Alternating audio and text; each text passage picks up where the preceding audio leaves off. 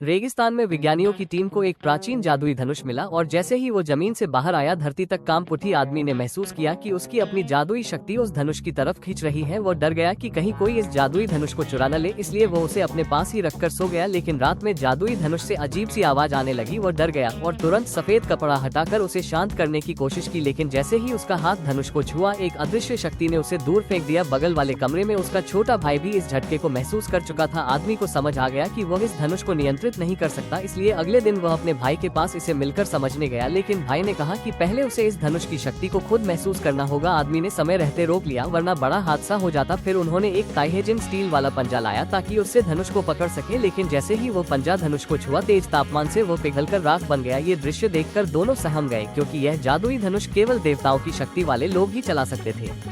कहानी खुली कि 3000 साल पहले देवताओं में गृहयुद्ध हुआ था। दुश्मन को खत्म करने के लिए धनुष के स्वामी ने अपनी सबसे शक्तिशाली कला का इस्तेमाल किया था। उस विस्फोट की लहर ने पूरी धरती को बर्बाद कर दिया। मानव सभ्यता बच तो गई, लेकिन दुनिया वीरान हो गई। बचे हुए लोग नोलैंड सिटी नाम की जगह में जमा हो गए। यहाँ पानी और खाना बेहद कम था, लोग भूख से रोज मरते थे। लेकिन कहा जाता था कि नोलैंड सिटी में अनगिनत संसाधन है, बस जिसके पास पैसा हो वही अंदर जा सकता है। गरीब लोग शहर में घुसने के लिए लूटपाट करने लगे, बच्चों तक को नहीं छोड़ते थे।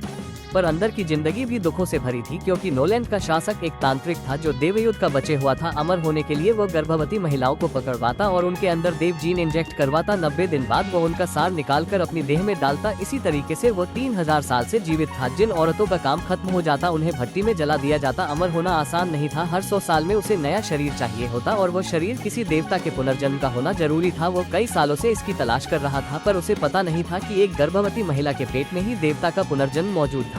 ये राज सिर्फ श्याओमेई को पता था, लेकिन उसने किसी से नहीं कहा। पर उसकी सबसे अच्छी दोस्त ने उसका राज जान लिया और तुरंत धोखा दे दिया। तांत्रिक ने खुशी से श्याओमेई को पकड़वाया, उसे एक्सट्रैक्शन चेम्बर में डाल दिया जहां से उसका बच्चा निकाला जाना था। लेकिन प्रक्रिया आधे में ही मशीन खराब हो गई। श्याओमेई को तुरंत भट्टी की तरफ धकेल दिया गया। वो सोच रही थी कि अब सब खत्म हो गया, लेकिन ठीक उसी समय उसकी दोस्त प्रकट हुई और उसे पकड़कर ऊपर खींच लिया। असल में वो दोस्त एंटी सॉर्सरी ऑर्गेनाइजेशन की सदस्य थी। उसने धोखा सिर्फ दिखावे में दिया था ताकि सही समय पर श्याओमेई को बचा सके। उसने एक वेंटिलेशन टनल से उसे बाहर निकाला।